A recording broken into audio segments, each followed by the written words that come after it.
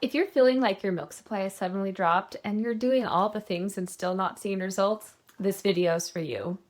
I'm Katie, an IBCLC and mom of 3, and today we're going to be talking about 5 super common mistakes that can sneak in and sabotage your milk supply. Plus, I'm going to share some quick, realistic tips to get you back on track fast. But before we get into this topic, I would love for you to sign up for the Confident Milk Maker Challenge. This is a free series I created to help you build more confidence in your milk supply. I have 2 versions, one for pregnant moms and one for those whose babies are already here. You can sign up at the link in the description for the video below. Now let's dive into those sneaky things that might be hurting your milk supply. First, skipping feeds or pumps. We've all done it, missed a feed or a pump session here or there. But when this becomes a pattern, it tells your body, hey, we don't need as much milk. So breast milk production works on a supply and demand nature. The less demand there is, the lower your prolactin average will become, and then the more fill or feedback inhibitor of lactation there is in your milk ducts. When there's more fill in your ducts, it tells your body to slow down milk production. Full breasts usually lend themselves to slower production. So here's a tip for fixing this. If you've been pumping or nursing less than usual and seeing a drop in supply, you can usually recover. Try and add back in at least one session, and then you can also consider a power pumping session for a few days. You generally should see results within a week, and remember, early morning is your prolactin peak. That's the time to sneak in a pump or extra feeding session if you can. If you try this for about a week and don't have results, reach out for help. My team would love to help you. Next is using the wrong flange size. This is a huge one that I see all the time with pumping moms. If your flange doesn't fit properly, it can lead to poor milk removal, pain, and yes, lower your supply over time. So here's how you fix it. You find the right size. It's more than measuring just your nipple with one of those cute nipple measuring tools. We want to measure the nipple tip, and your ideal flange will generally be between 1 to 2 millimeters of that. But some people respond to different shapes and different styles. I also find that using pumping spray, like my favorite from Kobu, can make a world of difference as well. If you can do a flange sizing with someone in person, that's ideal. I'll link to a directory that has consultants that are experts in this below. Or if you're in Denver, come and see me in person, or I can work with you virtually. Otherwise, I have a flange sizing guide that I created that has videos and my top tips for finding the right size.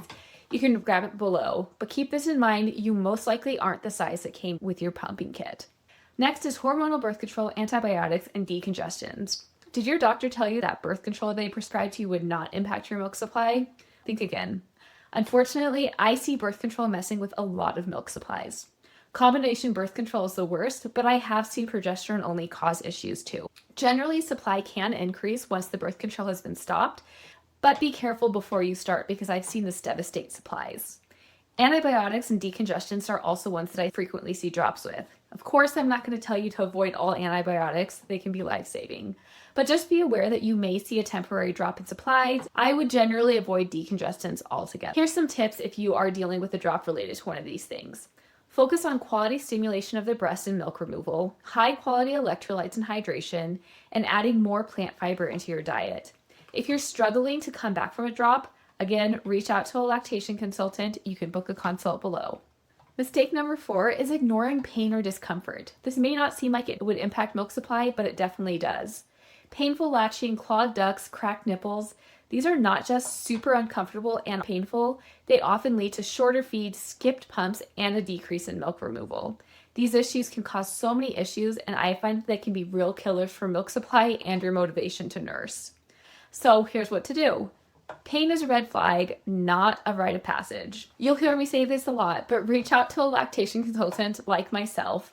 Sometimes a simple adjustment in latch or position makes all the difference, leading to better milk supply and better breastfeeding comfort. Next is skipping night feeds too early. As nice as a full night of sleep sounds, removal of night feeds or pumps prematurely can lead to large drops in supply. This is when prolactin and milk production is generally highest, and many women who choose to sleep train or have their partner or spouse feed at night or their baby's just sleeping longer do experience a drop that they weren't expecting, especially when it is sudden.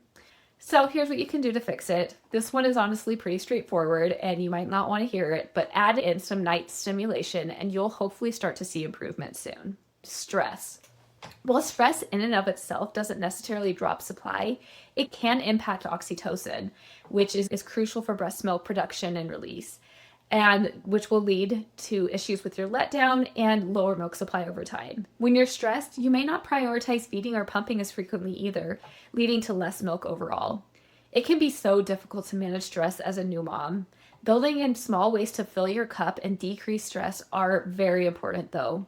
Some simple ideas include listening to calming music, practicing deep breathing throughout the day, or journaling. I personally love to go on a 10-minute walk outside by myself. Here's what I want you to take from this. Most milk supply issues are fixable, especially if you had an established supply before. You are not broken, we just need to fix some things. And you don't have to do this alone. If you want support, check out my milk supply blueprint, which is a simple guide to help you get the most out of your milk supply. Or you can book a consult with a member of my team. We work virtually worldwide and with many US insurances. So drop a comment below and let me know if you are experiencing any of these issues, and if you have in the past, what you did to recover. If you have questions, drop them below as well. You've got this, just one feed at a time.